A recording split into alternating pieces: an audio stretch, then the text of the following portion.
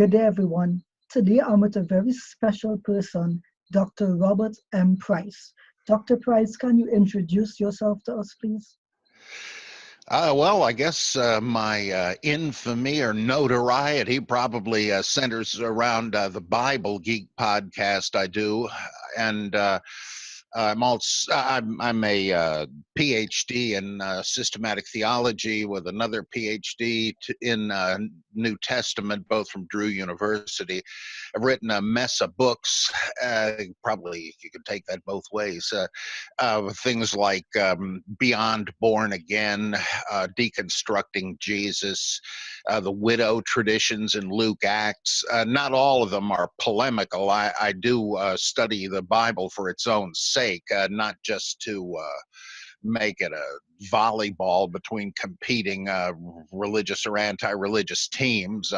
I am not a believer in God, but I am also not a believer in atheism. I find both. Well, I figure I've got to sort of take a position outside the game. I'm just interested in these particular issues. I find it distasteful to seek to separate people from their profound religious beliefs. That's none of my business. I teach religions of the world and love all the religions of the world, and which makes me kind of a bad atheist, but that's okay with me. And I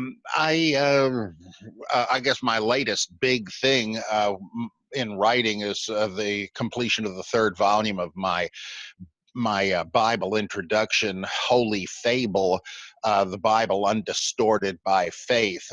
And I'm working on more books all the time. I'm also, I guess, not germane to this, kind of big fish in the small fish bowl of H.P. Lovecraft and his horror fantasies and so on. And I got my hands in various pies, usually pizza pies, and I'm always interested to dialogue and talk and have fun on these issues.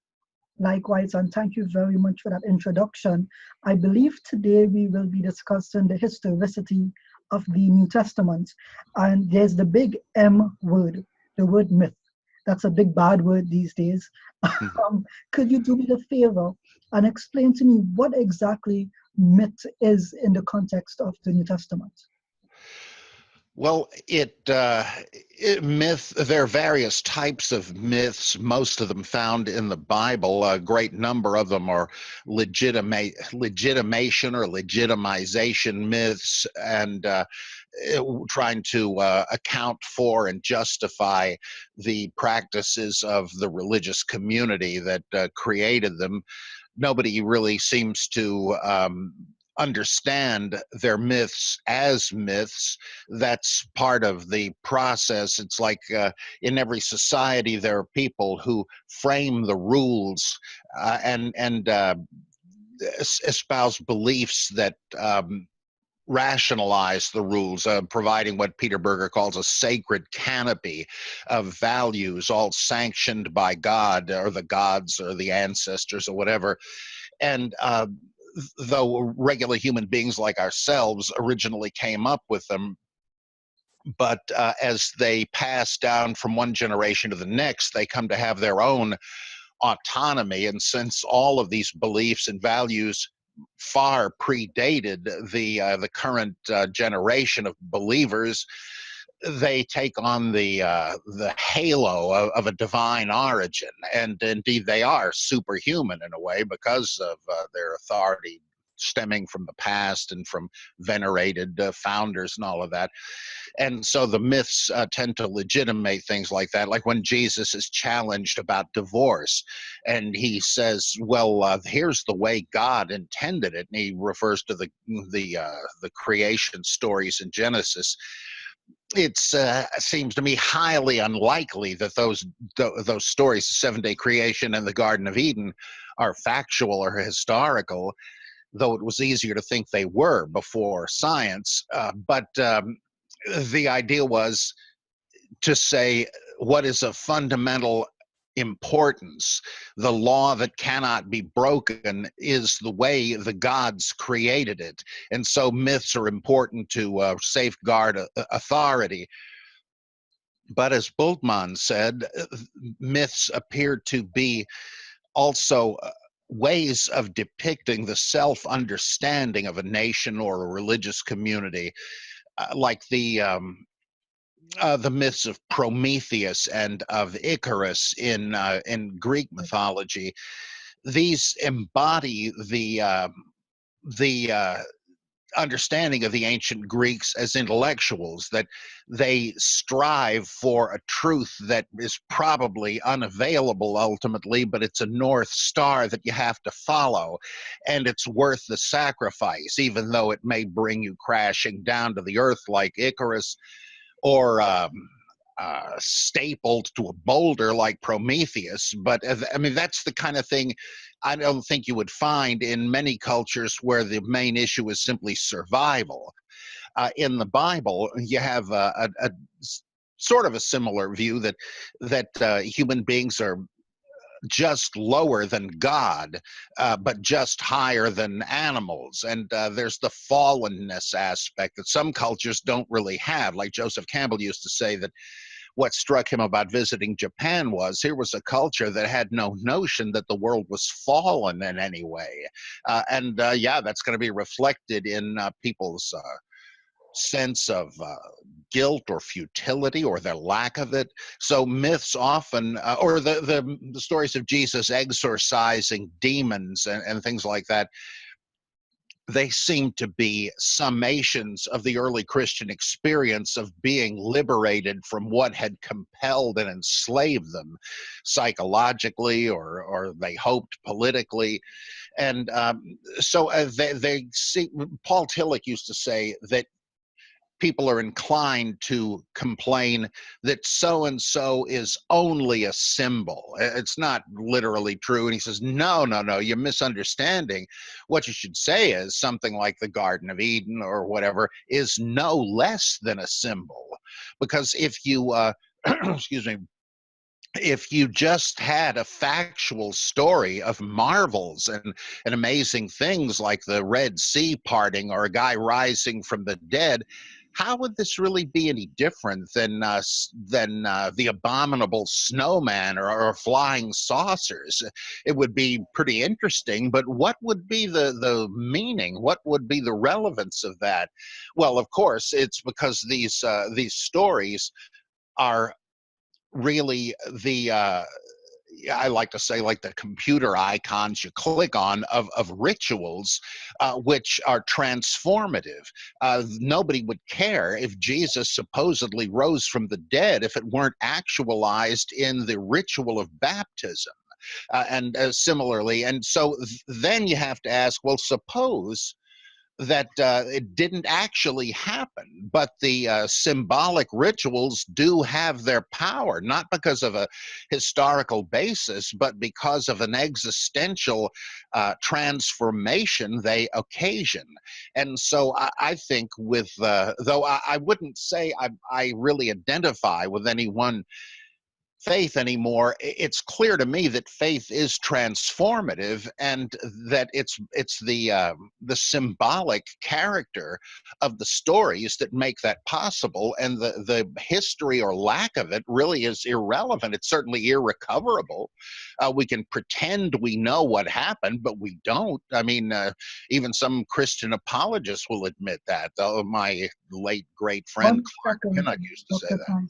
I just wanted to unpack a little bit about what you said just now. Mm-hmm. So I think you covered social formation technically and myth making at the same time.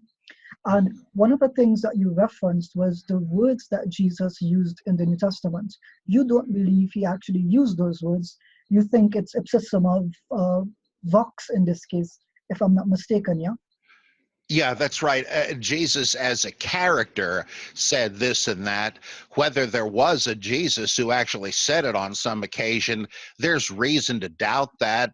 It could be so, but I don't think it can ever be settled. I'd be surprised if somebody was able to settle it. So there is something you mentioned earlier, which is that people tend to form these myths and traditions to give them some kind of pre-eternal reason for existence. So, for example, there's this History of the Church by Van Pelikan. It's a Christian author. And in his History of the Church, he actually mentions that most Christians give themselves a history, i.e. myth-making, because they want their truth to appear as if it came pre-eternally and didn't begin to start existing at some point in history. So we find that in Christian writings and in your writings as well. So technically, what you're saying is literally confirmed by Christian authors who write on church tradition.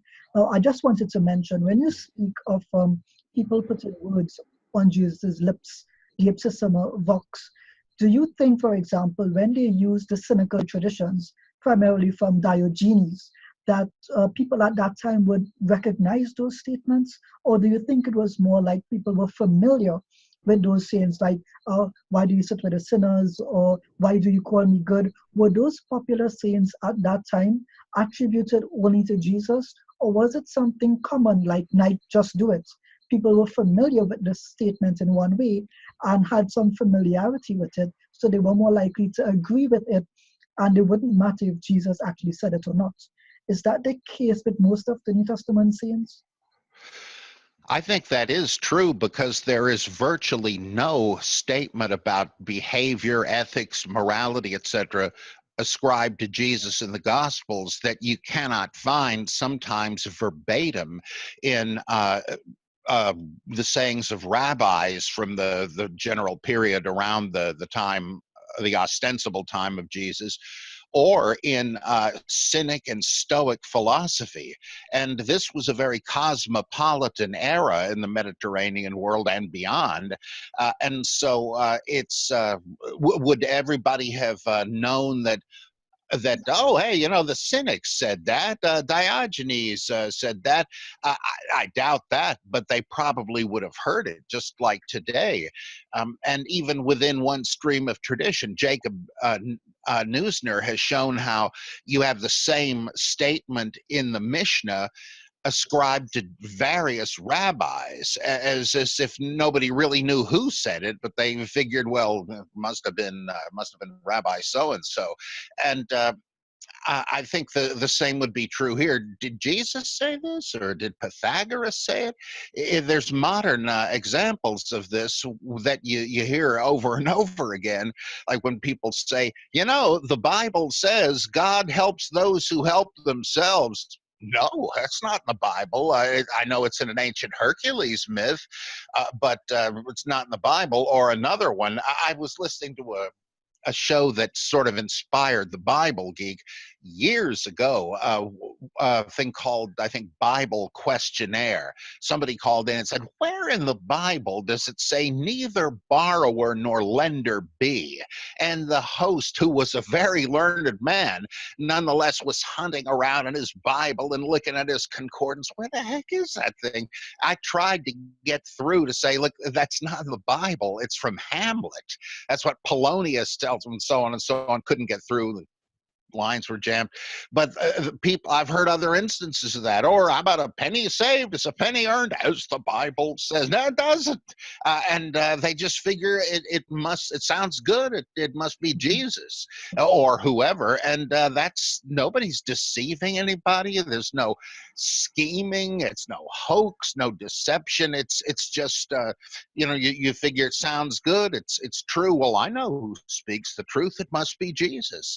And so it's all completely innocent, but it sure makes it difficult to tell not only what Jesus, but what Rabbi Akiba must originally have said. It's just way too late. Or Buddhism, holy mackerel, that nobody wrote anything down for something like 400 years after the Buddha supposedly lived, and it's highly unlikely that anybody remembered specifically. Or the Hadith of Prophet Muhammad.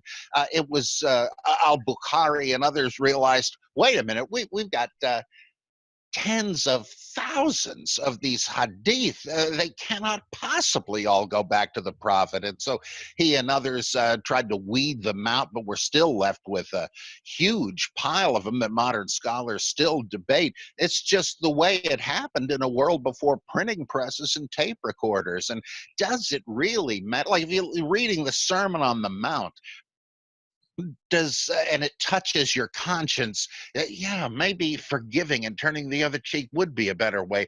Does it really matter who said it? I mean, if it sounded utter nonsense, would you obey it just because Jesus said it? Stand on your hands every Thursday afternoon? Well, if Jesus said it, I guess I better. No, you'd explain it away some way, like people do. Give up all your possessions. Nobody's going to do that. And so they say, well, he didn't really mean it. So it really doesn't matter. It's, does deep speak unto deep? Do these things strike your reason and your conscience and your better judgment as something you want to do? Seems to me that's the authority of it. Well, Dr. Price, there is the problem where in the author of the Gospel of Matthew, when he's copying from Mark, how does he show respect to Jesus's words? Doesn't he delete the Aramaic sayings of Jesus?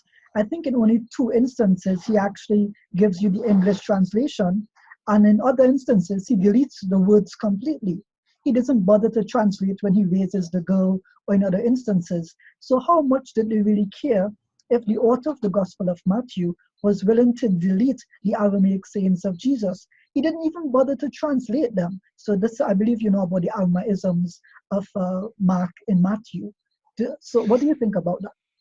Well, Luke also does not care for Aramaic, and like, he doesn't have the crowd say Hosanna. What does that mean? My Hellenistic readers aren't going to understand that. Or the 2 stories where Jesus is quoted by Mark in Aramaic, Ephatha, be opened, and the deaf guy hears, or Talitha Kumi, little girl, rise up. That Matthew and Luke not only leave out the Aramaic, they leave out the stories. And the reason for both is the same, in that both stories depict Jesus as a magician, not a stage magician, but what we might call a faith healer. And he has to use techniques. He spits on the tongue of the deaf man because it's like he's tongue-tied, and Jesus has to, or anybody else doing this, had to lubricate it to loosen it. Or the deaf guy, well, there must be some obstruction, so he puts his fingers in his ears, pulls them out, and says Ephatha, sympathetic magic, or I guess that's imitative magic. It's like the later gospel writers didn't want to depict Jesus as a magician, though for some centuries some Christians didn't mind that. We have an old glass bowl from Egyptian Christians showing Jesus raising Lazarus from the dead using a magic wand. Well, they didn't mind, but some people did. And so Matthew and Luke say, look what he's doing, look what he's saying. We don't really need that. Jesus did this stuff simply because he was the Son of God. So there are theological reasons, because the beliefs were already evolving. And again, it's not like deception, they're just amending it. Well, one thing I did want to point out was that I believe Papias, I don't know if you pronounce it Papias or Papias, doesn't really matter, yeah? I don't know either.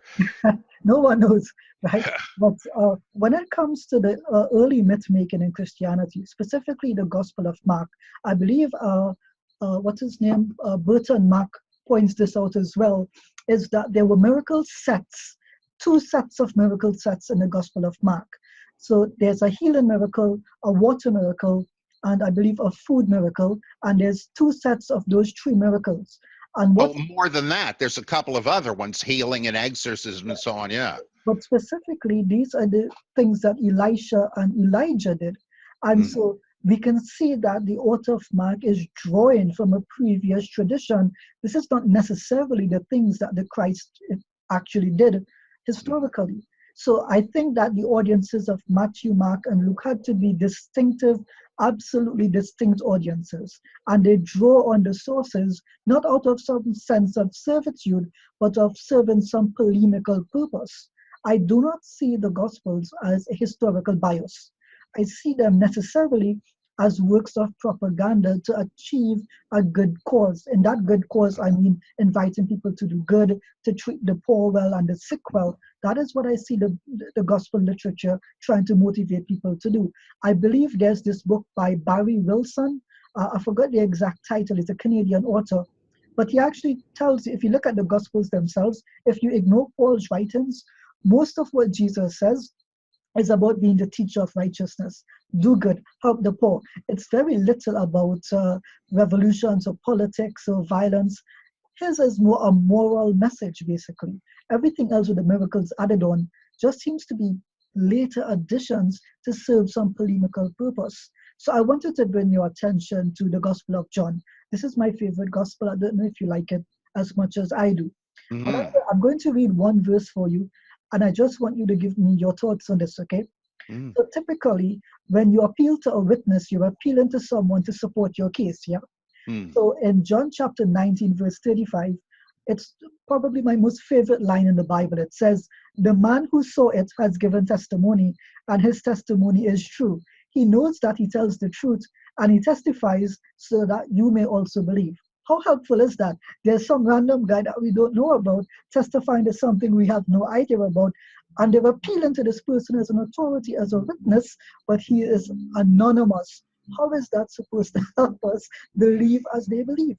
What You would know, that's in the so-called Johannine Appendix, chapter 21, which is surely a later addition to the Gospel, since at the end of chapter 20, it says, well, I could go on and on, but there's no room to record all of that, but I have written this much so you'll believe that Jesus is the Son of God and have eternal life. Well, then suddenly it cranks up again, and we have the resurrection appearance by the lake and Peter and Jesus dialogue, and then at the end it sort of paraphrases the original ending with the addition of what you just quoted. And 1 second, it is Dr. Price. So we are in chapter 19 right now, just to be clear, chapter 19, right? that's the one with the blood and water Yeah, yeah. from the yeah, that I think is an interpolation by the author of chapter 21. It's all of a piece, and the irony is, who is this? There's no name given, and it Nothing. says you'll have to take my word for it. It's just like in chapter 20 where Jesus appears to the disciples, and Thomas is afterwards said not to have been there. He was out picking up the pizza or something, and he gets back and says, "What? Jesus raised from the dead? Come on, you're putting me on. I'll have to put my finger in the nail wounds and my hand in his side before I'm going to believe it." And so Jesus taps him on the shoulder and says, "Well, here's your chance." And he says, basically, you can picture Jesus turning to the audience and saying, have you believed because you've seen? Well, blessed are those who haven't seen and yet believe. Come on. Like, this is supposed to convince you? You're still dependent on some unknown narrator telling you this. It's just, it just is so self-defeating. But that, in a way, sums up the whole thing. How are you to prove this? And if you need to prove it, to take it seriously, you're up the creek. I think you're right that always, and even today, people look at the gospel or all the Bible stories as edifying catechism or whatever you want to call it. They have been told that it's historically true, so they believe that. But if they had not been told that, I don't think they'd care, because that's not really why they value this material anyway. It's like, what can I learn from it? How can I apply it? Oh, you mean this guy also existed? What difference? This is a bizarre analogy, but the other day I was out to lunch and heard a couple of women talking about, at another table, talking about American Horror Story. Okay, I know that show. I don't like it, but I know it. This one, the hotel, that season, it has to do with this hotel that this crazy man built with all kinds of secret chambers and They all go that. And here to kill people. mass murderer.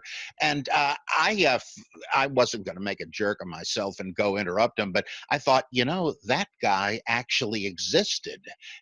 We know who he was. He really did this. And would that matter to these women who had liked the show or whatever? It doesn't really matter. The story is a universe unto itself. Well, kind of interesting that, or I saw a commercial about King Midas and turning stuff to gold. There apparently was a King Midas. Don't think he turned things to gold, but he was a king of ancient Lydia. So what? It's interesting, but does it really add to or take away from the myth that we know? And I just don't see how. Well, I don't mean to cut you off, but I think at the end of John chapter 20, the author, the initial author, I believe in this case, literally says, I write these things so you may believe. So he's not writing these things for historical posterity. He's writing these things to convince you of a position. And technically, when you package media to convince someone of that a specific conclusion, the technical term for that is propaganda. But I just want to go back really quickly. Think about this person sitting down and writing. I think it's a good idea to let them know some anonymous person thinks that this is true. Somehow this will help my case.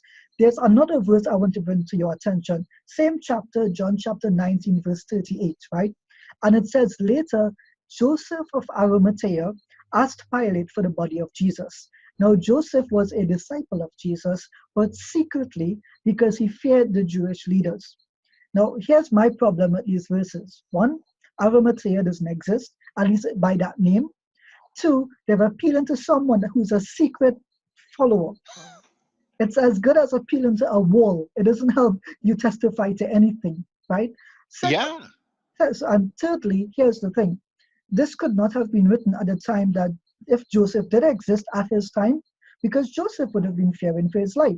You specifically give where he is from and who he is and what his relationship to Pilate is.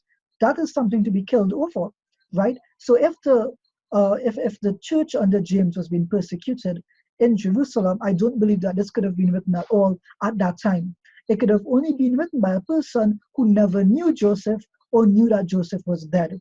But here is the problem I bring to you, Dr. Price, which is, again, the author, I don't know if this is a later author or the initial author, but why would they appeal to a person who is a secret witness in a town that nobody knows the name of? Who is that going to convince? Yeah, there's a lot of stuff like that. How about at in the crucifixion account in Mark, where they grab Simon of Cyrene out of the crowd? Simon, the father of Alexander and Rufus. What does that matter? I mean, that might presuppose that he expected readers to know who they were, but that's just a wild guess. And the secrecy thing you mentioned, you really start having to get suspicious when you hear that. Well, Jesus said he spoke in parables to the crowd, but to a select few, he explained them. Wait a minute, are we sure that's what Jesus meant? I mean, this is a way of saying nobody seems to remember Jesus giving this interpretation, but luckily we have the inside track. Or how about the appearance of the young man at the empty tomb in Mark? He tells the women, go tell the disciples to meet Jesus in Galilee. And they're so terrified, he explicitly says they fled away in great fear and said nothing to anybody. How does Mark know this in that case? And not only that, the other gospels who follow Mark pretty much up to that point don't just add to it, they contradict and rewrite Mark's ending so that it will end another way. That alone ought to rule out any thought that what follows is historical. All the secret stuff, Gnostics use this all the time, that, Jesus came back after his ascension for, 11 years even, and he taught all this stuff. Now, I know you've never heard it. It's been a secret up till now. Come on, come on. I mean, it's possible, but what are the chances? It just seems obvious. Again, you're trying to seek Jesus' authority for what you've come up with.